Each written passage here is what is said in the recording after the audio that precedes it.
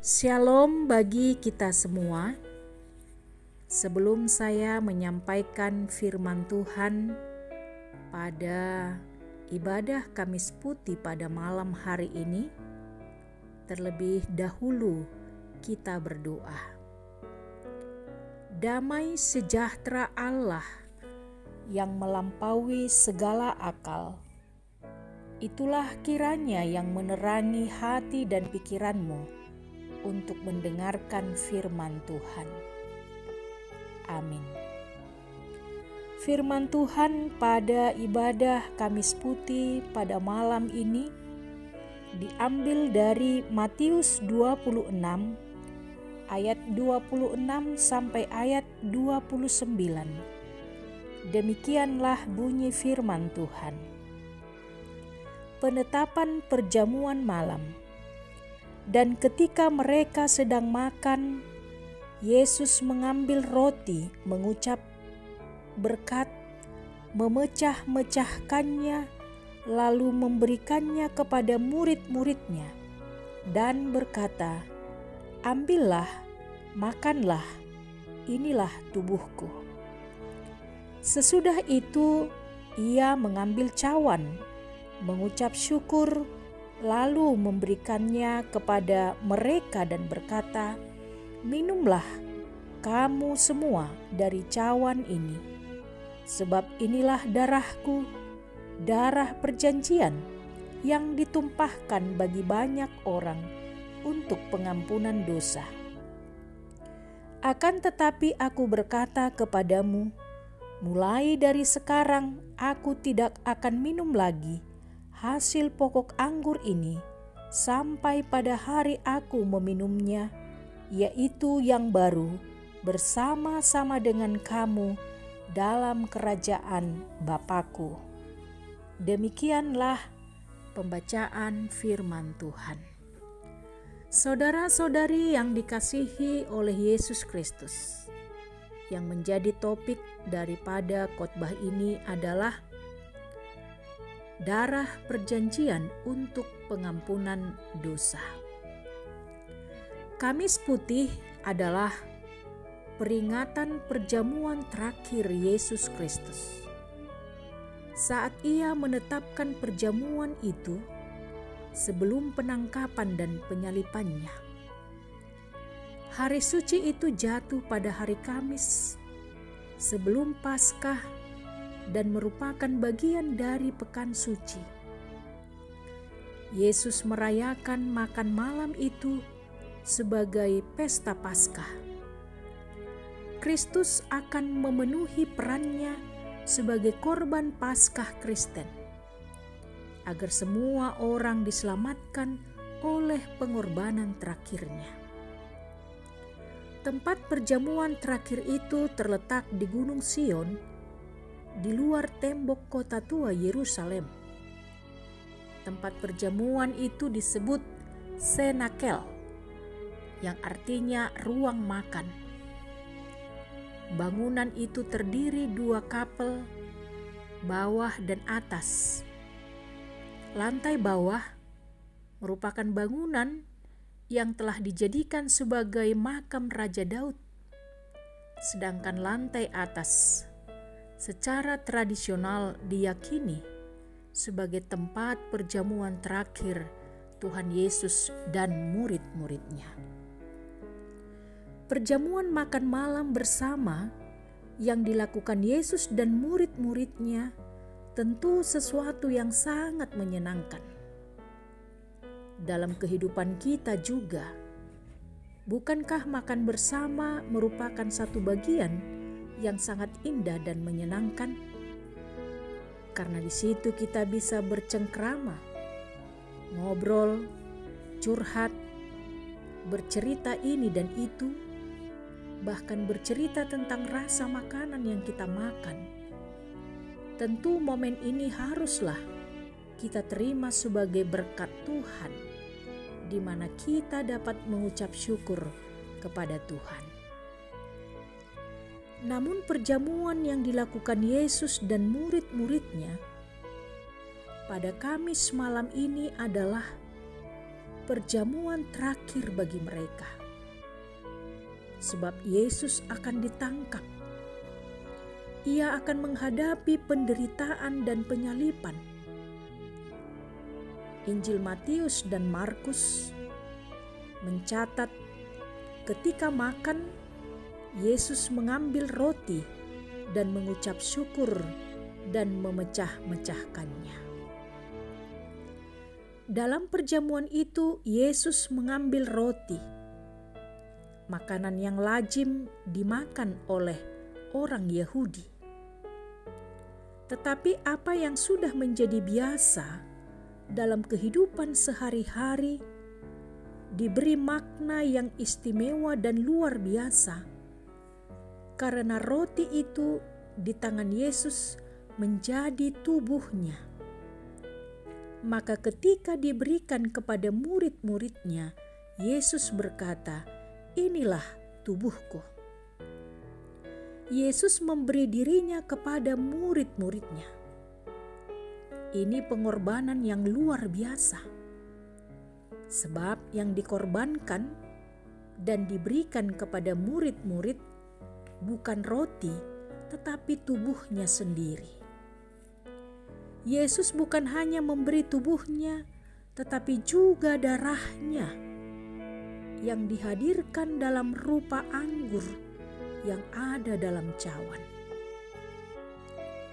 Maka ketika Yesus memberikan cawan kepada murid-murid, Yesus berkata, "Inilah darahku yang ditumpahkan bagi banyak orang untuk keampunan dosa." Darah Yesus ditumpahkan dari tubuhnya berarti kematiannya. Ini kematian karena dosa, tetapi bukan dosa Yesus, melainkan dosa banyak orang, sehingga darahnya ditumpahkan bagi banyak orang untuk keampunan dosa. Jadi, Yesus dikorbankan tubuh dan darahnya, seluruh kehidupannya untuk menyelamatkan manusia dari dosa, sehingga oleh kematiannya kita tidak lagi berada di bawah kuasa dosa dan kematian, melainkan berada dalam kasih karunia. Saudara-saudari yang terkasih, Yesus mengorbankan tubuhnya dan menumpahkan darahnya, yaitu segenap kehidupannya untuk keampunan dosa kita. Mengapa harus seluruh kehidupan Yesus dikorbankan untuk keampunan dosa kita? Karena ketika manusia jatuh ke dalam dosa, tubuh dan darahnya, yaitu segenap kehidupan manusia, menjadi rusak karena dosa. Maka dengan tubuh Yesus yang dipecah-pecahkan dan darahnya yang ditumpahkan, manusia diciptakan kembali menjadi manusia baru. Karena itu, setiap orang Kristen, termasuk jemaat GKPI, patut mengingat ini, bahwa kita adalah manusia baru, manusia yang sudah dibenarkan dan dikuduskan.